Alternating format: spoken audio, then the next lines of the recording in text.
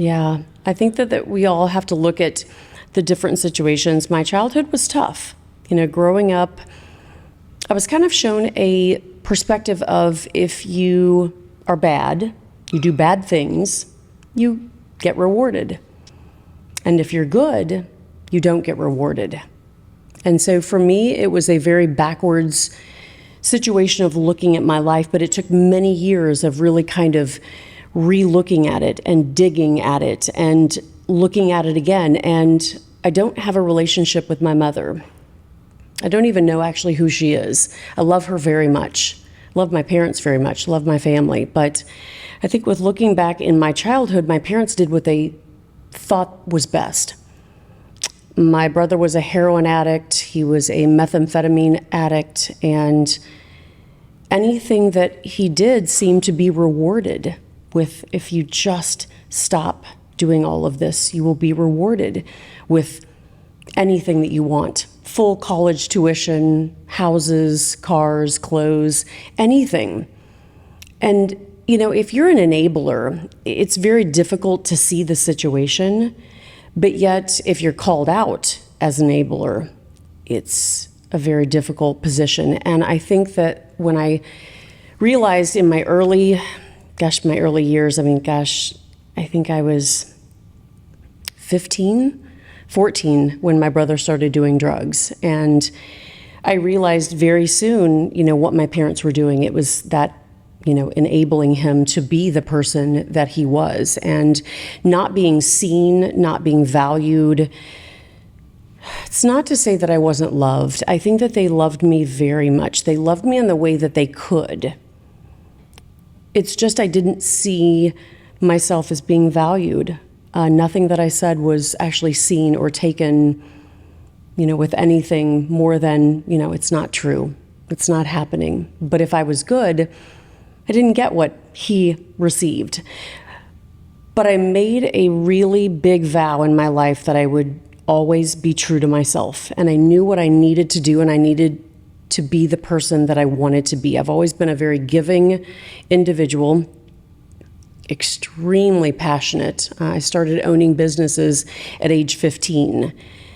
And I think having the childhood that I did, it also gave me the ability to see what I didn't want to be in life and what I did. And I wanted to be able to kind of escape that. But I also fell into, I wanted to prove myself to everyone, especially my parents, my family.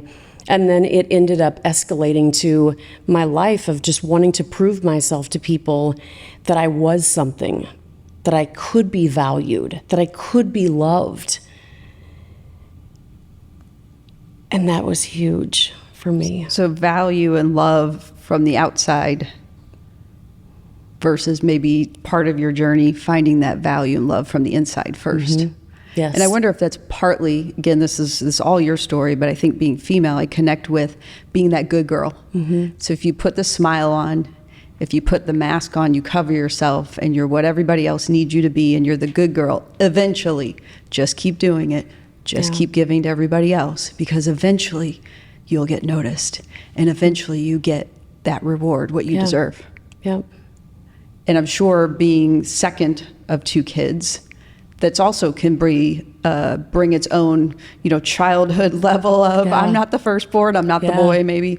That also, hey, I'm second and I'm truly being treated as second. Yeah. Yeah. But I think I look back now and I value what I received and I value how I look at it, because it's formed who I am. I have a really strong, external skin. And I think there's positives and negatives in all of that. But I do believe that, through all of, the trauma and the situations that I've been through, I learned at a very young age, it's okay, just be yourself.